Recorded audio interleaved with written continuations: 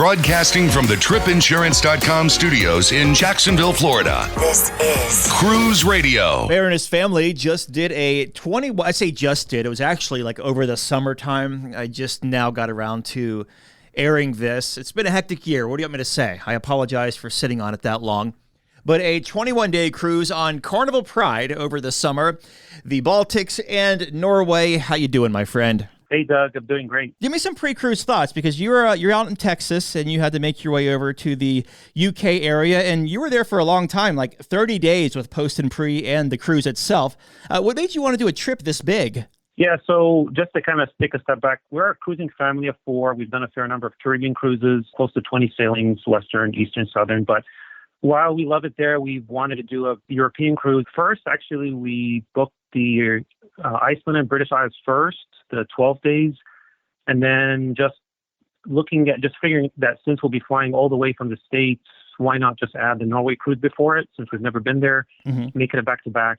And honestly, really glad that we did. You said you were a cruising family. How old are your kids? I have a 7-year-old and a 14-year-old. Gotcha. And we've always cruised together. Gotcha. Very cool. So you make your way from Texas over across the ditch to the UK. Any pre-cruise time? Yes. So we flew into London Heathrow about a week before the cruise. We had a private shuttle pick us up from the airport, take us to our hotel in central London. We stayed there for about 5 nights. I pre-purchased the London Pass and 5-day London Pass. We were able to really get to see and do a lot. The hotel itself was really close to the London Eye. We got to see like Westminster Abbey, view at the Shard, St. Paul's Cathedral, Tower Bridge, Tower of London, London Zoo. I can go on and on. It was really great, and it helped us save a lot of money doing the London Pass. One of my most memorable things in London actually was just getting away from all the crowds. We went to a place called Little Venice, and we took a boat ride up the Regent's Canal to Camden Lock Market. Very like quaint and picturesque, beautiful houses over there. You got to pass by a lot of like nice parks and Victorian homes. I daydreamed a bit just living there until I saw the price tag, and I was like, wow, it's crazy. And then the day before our embarkation, we took a private shuttle from our London hotel over to Dover. We stayed there for 1 night. After we checked into the hotel, we just walked to the White Cliffs of Dover, and we walked basically all the way east. They have like this National Trust lighthouse. The lighthouse itself was closed, but just the views of like the walk itself, it's a beautiful walk, gorgeous views everywhere. So I highly recommend that for anyone that has at least 2 or 3 hours or so in Dover before or after their cruise. With that London Pass, did you get any kind of like front of the line perks with that, or is it just basically covering a lot of attractions for a set price? It's somewhat both. You definitely covers a whole bunch of attractions for a set price, but also you're avoiding some attractions. Some attractions did have a line to be able to purchase tickets, so we were able to bypass those lines. Having London Pass. Gotcha. Some other admissions we did have to wait in line just to be able to enter. Like if you already had your tickets, regardless if you had the London Pass or bought the ticket right then and there, you'd have to wait in line just to get in, just depending on how busy it was. Gotcha. So you make your way to Dover, where you are boarding Carnival Pride at the terminal there. How was the embarkation process? It was very smooth. Once we got to the terminal, we had a 10 a.m. check-in time. I arranged a taxi to get us from our hotel to the terminal around maybe 9:30, 9:45. And it was really only a mile away, but I figured just to save us dragging all that luggage, it was only like 7 pounds for the 4 of us with all our luggage. The taxi dropped us off right at the gates, but the Dover Port Security actually had the gate closed before 10 a.m. They were not letting any taxis or drop-offs happen before then. So we just had to walk with our luggage from the gate area to the terminal. So it's about a 10-minute walk. So it wasn't too bad. Once we got to the terminal, it was really a breeze through security check-in. There was no wait at all. We had our Verify app all completed, ready to go. We just showed that to the check-in guys at the terminal, and they just checked that. We had that along with our passports, of course. We had our negative COVID tests and vaccination cards, but because all that was on the Verify app, we really didn't need to show that. And we were sitting in the waiting area, waiting for them to clear us to board, which I think happened somewhere between like 10:30 and 11. And that's it. The worst part of it was really just that 10-minute walk from the port gate area to the terminal. So it was very smooth. What would you say the time was from curb to ship? 10 minutes or less. Oh, wow. It was Not bad. very, very quick. I mean, when we got there at the line, like there was no line, like going through security and then getting somebody for the check-in and looking at our Verify app and everything. It was really quick, just a few minutes. Very good. So you make your way on board Carnival Pride. What were your first impressions? So as soon as you board the ship, you're immediately hit with this this Renaissance old world feeling, the theme decor, a bunch of like replicas of like Mediterranean paintings, statues. But you also see some like contemporary glassworks in the corners of the stairwells, which is kind of like a bit unusual with the rest of the ship's decor. Some areas of the ship looked updated, like Alchemy Bar, for example, but other areas were not, didn't look updated, like the buffet area. We have to keep in mind, of course, it is a 20-year-old ship, so you do see some wear and tear, but honestly, it didn't really bother us since we had realistic expectations for what to expect.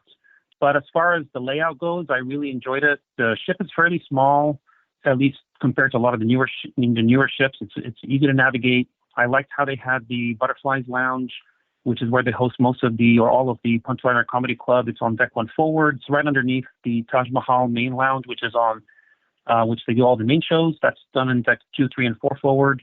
So really, you get to finish, for example, a show in the Taj Mahal if you're going there, and then you just walk down the stairs to Butterflies instead of having to walk all the way across the ship from one end to the other. Yeah, that ship has a really, really nice layout. On this 21-day cruise in total that you were on, what kind of stateroom did you have, and what was your thoughts of it? We had a standard balcony on deck 7 mid starboard side. It was pretty standard compared to other balconies we had on other ships. The cabin itself had enough like desktop space. There was a mini fridge. It was empty. There was one of those old style safes where you had to swipe a card to lock, unlock. There was enough drawers, shelves, hangers, stuff like that to hang our clothes or to put all our clothes in. As far as like plugs and USBs and stuff, there was no like USBs that we saw at least there or anything by the beds.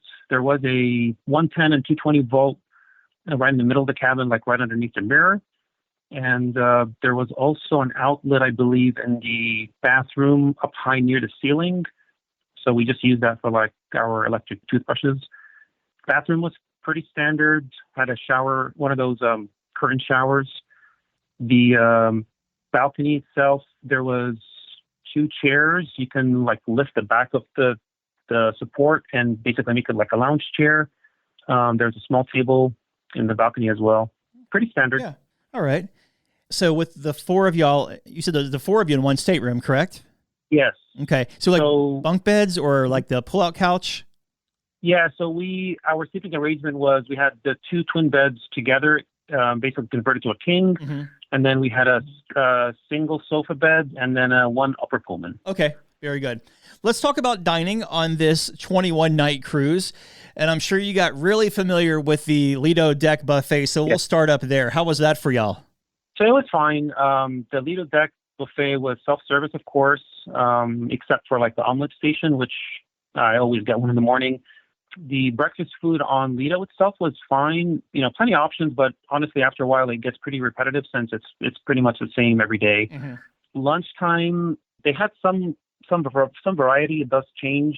They also have chopsticks, which is like an Asian food. That's also self-service. Of course, there's on Lido Deck, there's always guys. There's blue iguanas. There's the deli. There's pizza. One note though on the buffet area is that it would get pretty packed. And sometimes even like hard to find a seat, especially during peak times, like peak breakfast hours and peak lunchtime. So, I mean, that's understandable because there isn't, a whole lot of dining options. But what was a little bit upsetting is occasionally you'd see some people, not everyone, of course, but some people would be like chit-chatting or playing cards or whatever during peak times, and other people were trying to find a table to sit and eat. So those people ended up sometimes like eating either like in the pool area or even in their cabins because they couldn't find a seat. That's called having zero self-awareness. Yes. Can't stand people that do that in peak dining times. You just set up shop to play dominoes or something, but very good. Well, Sounds like you had a crowded time in the buffet area. How about outside of there? You have the burger joint and Blue Iguana Cantina and pizza too back there. Yeah, so we ate. I mean, we pretty much tried them all. Pretty standard, just like the same dining you see on other ships. I mean, we have guys in Blue Iguana and deli and pizza and other ships as well. The pizza was not open 24/7. I'm trying to remember the exact hours. I think it closed at like at 3 in the morning and opened up again around 8, somewhere around there. So there was like a 5 or 6 hour period where there was no pizza served during that time, which to us it was fine. Yeah, gotcha. And now, as far as the main dining goes, what time dining did you have, and how was your experience in there throughout the 3 weeks? Yeah, so we had early assigned dining, 6 o'clock. We ate there most nights. We ate there 18 out of the 21 nights because one night in Reykjavik, Iceland, we were there until 10 or 11 at night, so we ate outside.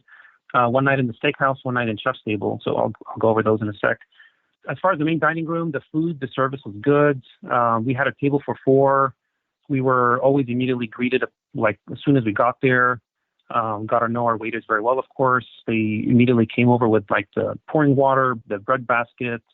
We'd get there always right at 6, and we were consistently done every day, pretty much between like 7:15. So it was like an hour and 15 minutes. Even though I would have like 3 or 4 or sometimes even 5 appetizers that I ordered every night. And then just to talk about the main dining room also, as far as sea days goes, we ate in the dining room also for sea day brunch. That was also good.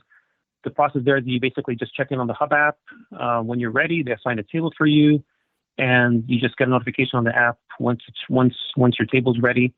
I do remember our hostess very well, the dining room hostess who greets us at the entrance, because one of the first sea days that we had, we did the sea day brunch. Table got assigned. We went to the dining room. I saw it wasn't really busy. So I asked the hostess, hey, do you mind if we can change your table to a window table? And she said, yeah, no problem at all. So she did that. And then pretty much every sea day, which we didn't have that many, but every sea day after that, whenever we ate at the sea day, we had the sea day brunch at the dining room, I checked into the Hub app. And then once we got there to the dining room, the hostess she'd be there and say, hey, by the way, I got you a window table. Nice. Which something I didn't expect, because all she sees is obviously a name to the Hub app, and then you can't really request a specific table. So that was really nice. This may be a stupid question, but when you're sailing a Carnival ship in Europe, is it in euro or the local currency, like the pound, I guess, in the UK, or is it strictly U.S. dollars? U.S. dollars. Okay. All right, very good. And you did the steakhouse at the chef's table. How was that? Yes. Steakhouse is called David's Steakhouse. That's on deck 10. We did that on the second night of our second leg. Service was top notch. We got a complimentary bottle of wine. Food was super delicious. Everything. You get bread, appetizer, main, side, and desserts.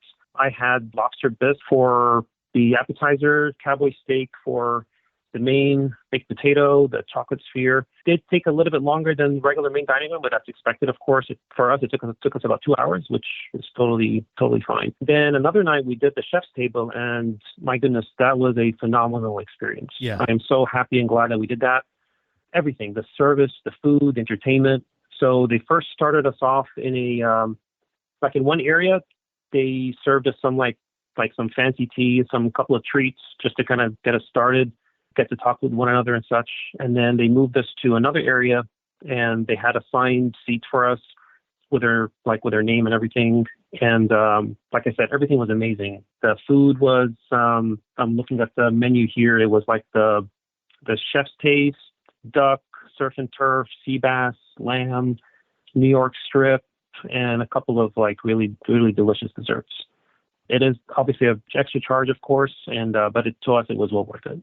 How long was that chef's table experience? I'm trying to remember. That's a good question. A couple hours? At least 2 hours. Yeah. I want to say somewhere between 2 to 3 hours, but we were so indulged with everything, like the service, even our table mates. We were chatting with them, and we had a good time, and we kind of felt like maybe me and my wife at first would be a little awkward, but just sitting next to the other folks, we made friends with them really quickly, and we were all joking and laughing and having a good time, and we felt like pretty much at ease. Let's talk about the entertainment on this 21-night cruise. I'm sure some of it may have repeated from one cruise to another, but what were your thoughts of it overall? Yeah, so I'll kind of break it up by depending on the time of day. So during the day, there was a lot of trivia going on. That's mainly done by the Deck 2 forward, right by the Piazza Cafe. There's always bingo pretty much every day, or almost every day. In the evenings, they always had the stage production shows that's done twice a day, 7:30 and 9:30. They're basically a repeat of each other. We're not like super big fans of any of the stage shows, honestly. But we did enjoy, they had something called Viva Variety. Basically, instead of having like a whole production cast, they would have the Viva Variety basically is like a one man or one woman show. There were like singers or funny entertainers. You may recognize one or two of these names. We had Marcus Anthony, so he flew in just for our cruise, which was really nice. We also had Kate Linderman. She has a beautiful voice. She sang like classical opera, really well. Jonathan Tipinelli, very funny man. He has a good voice. So we enjoyed that type of entertainment. There was also the Love and Marriage show, of course, that was done once per sailing. Because we've done so many ships before, honestly, with the same questions that we've heard, time and time again, but it was still funny and entertaining, nevertheless, just hearing the people on stage and their responses. There was also Deal or No Deal that was done once per sailing. That was also fun. The kids enjoyed that. Besides all that, I am a very, very much a comedy club fan, and I'm always there pretty much every night that they do have comedy.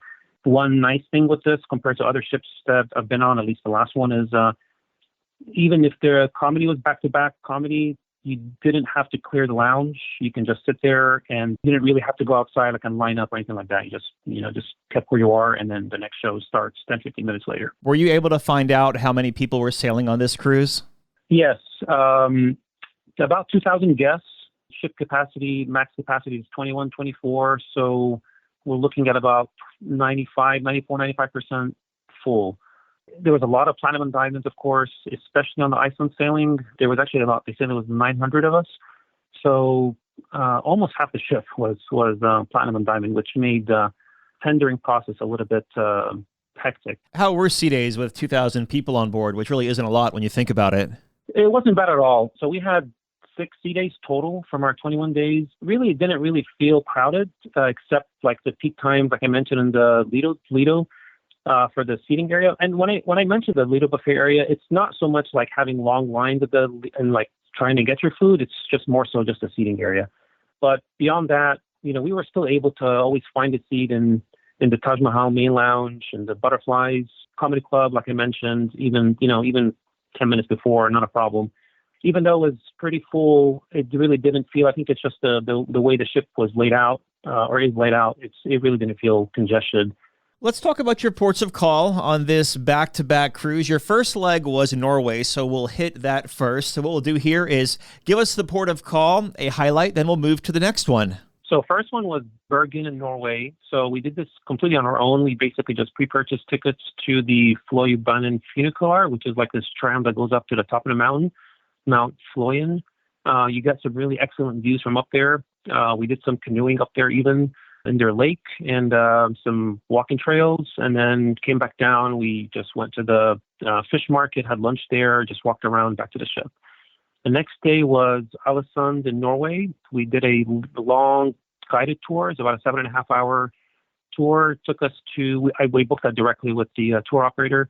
We went to some really amazing sites outside the city. We drove to like some villages, to a place called Trollstegen, these hairpin turns, a lot of waterfalls, fjords, lots of stops on the way. Just the whole area is just breathtaking. It was almost unreal. The next day was Molde in Norway. For this day, we just took a taxi up to the top of the mountain. It's called Mount Varden. Supposedly, it would have like these panoramic views, 360 degrees of views everywhere, of like these mountains everywhere. But unfortunately, it was just a cloudy and foggy day, morning for us, that we didn't really get the best view from up there. And but we decided to just hike it back down instead of taking a taxi back. And while we were hiking back down, it started to clear up. So we did get some glimpses of the ship and of the mountains and everything as we were coming back down. The next day was Olden in Norway. It's a beautiful sailing through the fjords to get here. So Olden is just to put things in perspective, it's like this small village of about 500 residents, just like nestled in the mountains.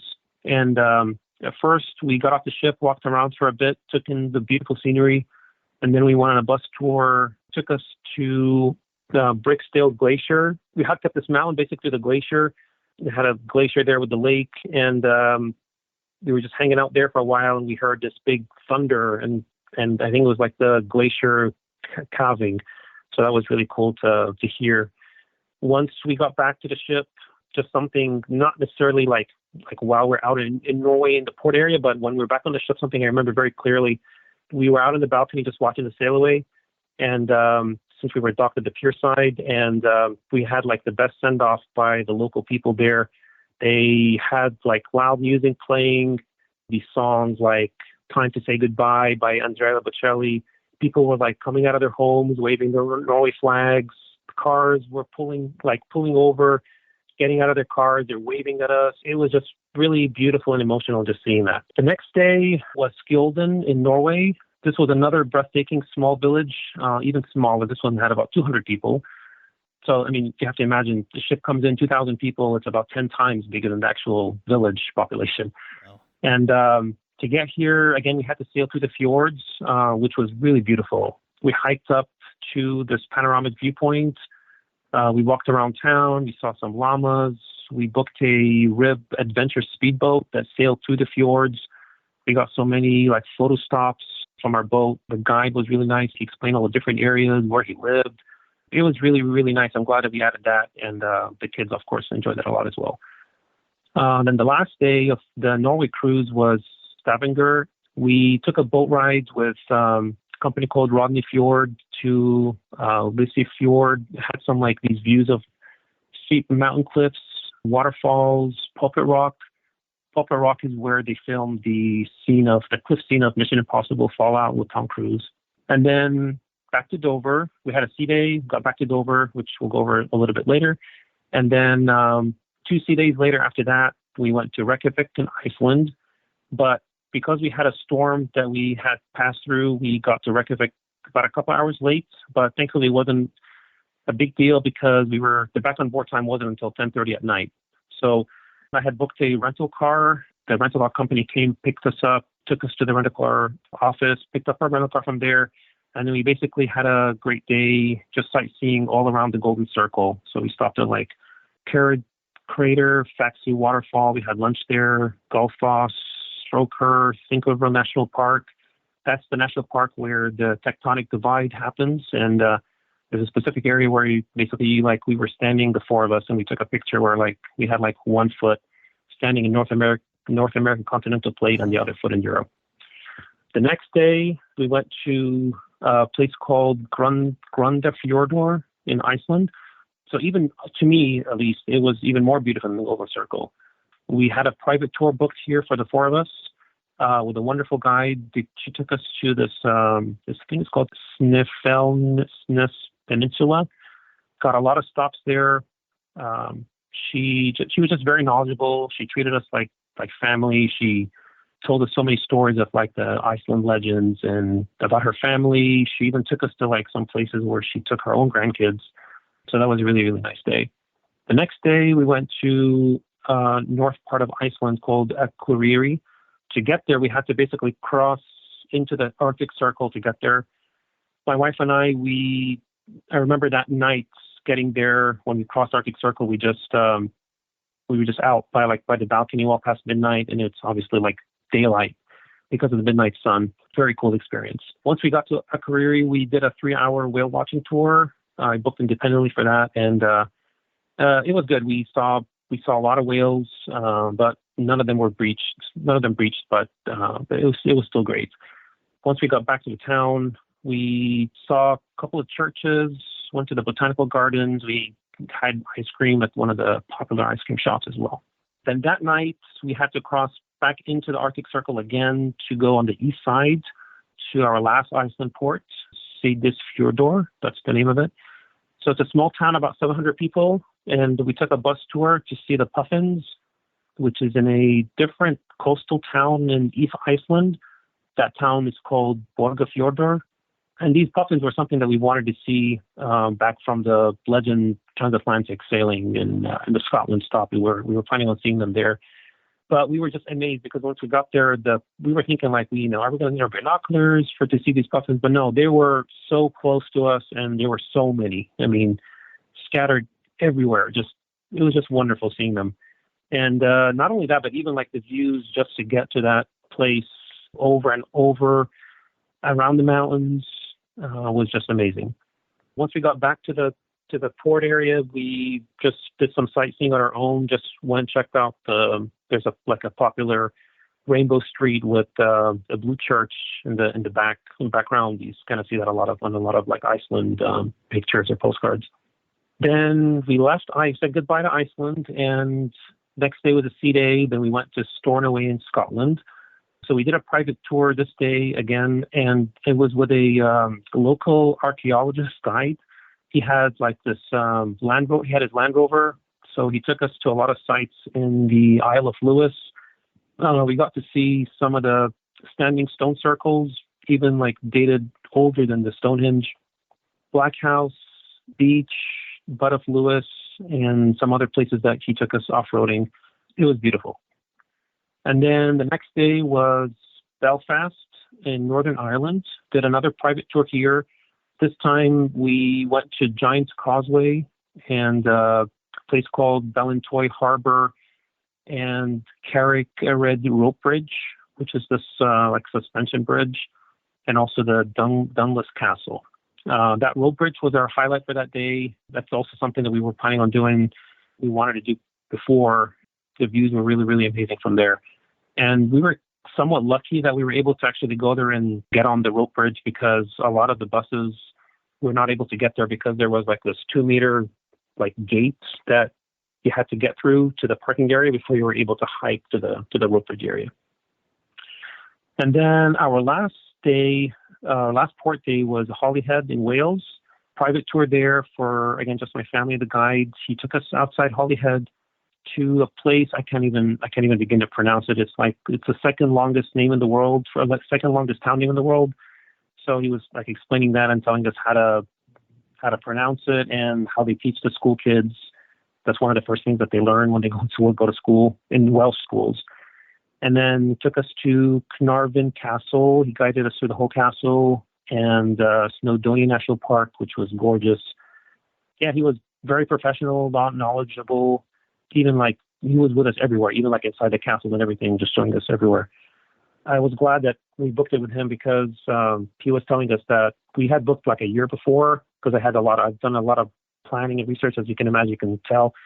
And he told us that like after we booked with him, that there was like 40 other inquiries from Carnival Pride, people trying to, seek for his private tours or like looking for other tours.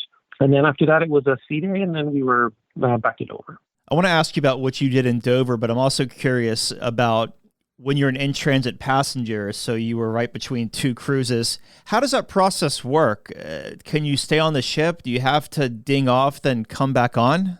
The night before, they gave us a letter for all the back-to-back guests, basically telling us instructions if we wanted to leave the ship to go on tour, we're welcome to do so. And regardless, they issued this something called a Transit Express card. And we use these cards to be able to, when we're coming back to the cruise terminal, we don't have to wait in line to with everybody else for the folks that are actually getting on for that sailing. So since we had that transit card on hand, we were planning on to go to Dover Castle that day. The castle didn't open until 10 in the morning, so we were really in no rush to get off the ship quickly. So we just hang out. Oh, actually, I should mention, we did have to meet at the Taj Mahal main show lounge in the morning. I can't remember the exact time, but once we were there, we didn't really have to leave the ship to the terminal to get our new sailing sign card, actually process everything on board. So right outside the Taj Mahal, they gave us our new sailing sign card. They checked us off the back-to-back list. And then they took our picture, which they gave us for free, and then also a champagne. And then we pretty much were free to roam around the ship at that point. Once the embarkation started for the new, around 10 a.m. or so, 10 or 11 o'clock for the new sailing, we were able to get off the ship. So we got off the ship around 10 in the morning and actually met with a good friend of mine that was getting on. I actually spotted him and his family from our balcony. Oh, wow. Before we got off. And then, we just took a taxi to Dover Castle, spent about 4 hours there, and then we just walked back to the ship. And having those Transit Express cards was helpful. We just bypassed, like I said, any lines that were there. We just went straight to like the security X-ray. And then once we got through that, we had our sail and sign card already on hand. So we didn't have to like talk to anyone. We just went straight on board. Nice. And so it was just that easy. Like you could leave your bags in your room unpacked and everything like that. Yes. And I was lucky that because I booked early enough, I had the same cabin for both sailings. So we didn't have to like unpack and repack and anything like that. So it was just a matter of getting to that Taj Mahal to get our sail and sign card. We left pretty much everything in our cabin. We just had a backpack with us for like water and whatever, water, snacks, whatever for the kids. And when we came back, pretty much the only thing we had to put in the security X-ray machine was that backpack and back on the ship. Very cool. So when it came time to get off the cruise after 21 days and head home, how was the disembarkation process? So the debarkation from the ship itself was fine. They did have the self-assist folks first starting, I don't know, like 5:30 in the morning or so. Then they called out by zone because we got there at 5 in the morning. The ship got there to port at 5 in the morning. But on the debarkation day itself for us, which was on July 22nd, you may have saw in the news, Dover was basically all over the news because it was in gridlock. There was like these massive delays, pretty much like traffic chaos because the Dover Port authorities, they blame like the understaffing of the French border. There was like very, very little cars getting from or access going from Dover to France. There was also like the first weekend of the summer holiday in England. So you can imagine like tens of thousands of people were trying to leave England to go to France. There was this really bad car accident on the M20, which is one of the highways that get to Dover. So anyways, all of that basically caused like these massive delays. And so buses and taxis to get to the Dover port was taking a long time. And some taxis would just give up on, like, say, sorry, we're not coming. We can't come. Thankfully for us, we were not flying back that same day. And so I had booked a rental car, but again, because we couldn't really get the rental car company to come over to pick us up, we just picked up our bags. We walked up the ship, picked up our bags from the terminal. We bypassed the long line because there was a long line for people like waiting for like the buses and taxis and stuff. And we just walked off with our luggage, walked all the way to the rental car company, which is about a mile away. And so that wasn't fun. But once we got there, that's it. We were pretty much, it was easy to get out of Dover. It's just getting into Dover was a nightmare. Gotcha. So we drove off and we went to Canterbury and checked out another city close by. We checked out their beautiful cathedral there. And then we went to Leeds Castle until they closed. Gotcha. So this is a long cruise, 21 nights. Any first-time tips to offer, either doing one of these Norway, Iceland, or Baltic itineraries, or if you're sailing Carnival Pride? So biggest tip I would say is research and plan things ahead of time as much as possible. I think for us, things went smoothly and enjoyable for us because I've just done my research and extensive research beforehand. I mean, this goes for everything really from like transportation, what to do at the ports, and especially allowing yourself enough buffer time.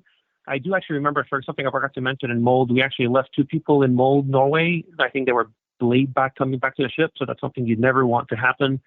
But anyway, definitely try and get there, like be there at least the day before, if not more. There was a lot of people have like luggage issues. Also flying out, leave at least later in the afternoon, if not even the next day would be preferable, just so that way you're like stress-free and in case you have any issues again with your luggage or canceled flights or traffic or whatever. Very good. Looking back, what was the biggest highlight of this cruise for you and the family? So definitely the ports. All these ports were just a gateway in for us to get to see and do so much. We made a ton of friends on this sailing. It was really nice getting back on the ship and sharing with each other. We were like one big cruise family, and a lot of people were, recognizing each other, and they saw, they and us and so forth. Really, each of the ports and the countries we visited were just, unique in their own way and beautiful. We were just overall very glad that we added the Norway sailing, since initially we only had the Iceland British Isles one. And especially that sailing in the fjords going to Olden and Skilden was special. And that send-off in Olden that I described earlier was also very, very special, something I'll never forget. I want to ask you a couple of questions about the ship itself that I forgot to ask you. As far as the casino and the smoking in and around it, how was that? Like, how did it handle the smoke? We're not casino players, and so really my only time that's there was just passing from Sec 2 on the front to aft or vice versa. You could smell a little bit of the smoke, cigarette smoke, but it really wasn't that bad.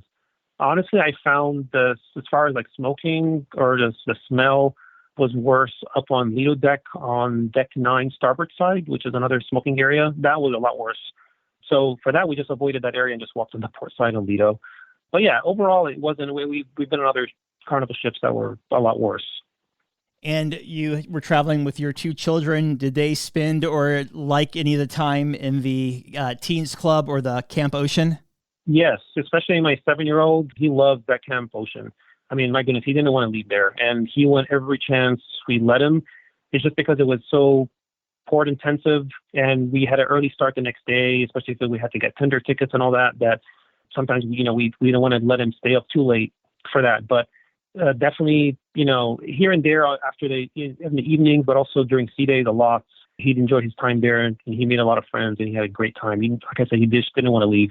My daughter, she went to Circle C a few times. She wasn't as excited about it as much as her younger brother was with Camp Ocean. Gotcha. That's fair enough. That's a teenager for you, right? Yes. Well, in closing here, your final thoughts of Carnival Pride. I love the layout of this Spirit class ship. It definitely doesn't have all the bells and whistles of like some of the newer ships, but honestly, that's not necessarily a bad thing. Some of the good things, for example, is like the elevators were super quick. The ship felt more intimate, for lack of a better word, not necessarily crowded. Decor was unique with like that old Renaissance theme paintings, like I mentioned earlier. Like I said before, it is a 20-year-old ship, but we still enjoyed our 3 weeks on her. And, of course, it took us to these amazing ports of call. I love it. And a very comprehensive review, too, of your 21-day cruise on Carnival Pride. What a bucket list trip, man. Glad you had a good time. Thank you so much for stopping by and sharing this review with us. And have a good one, my friend. Thanks so much, Doug. All right, Dougie, let's see what we got for you, buddy. Cruise Radio is produced at the tripinsurance.com studios in Jacksonville, Florida. Get cruise news, ship reviews, and money-saving tips every Thursday on Cruise Radio. If you've enjoyed this episode, please subscribe to the show. If you want to help spread the word, give Cruise Radio a 5-star review. Find Cruise Radio where you listen to your favorite podcast or online at cruiseradio.net. I'm your announcer,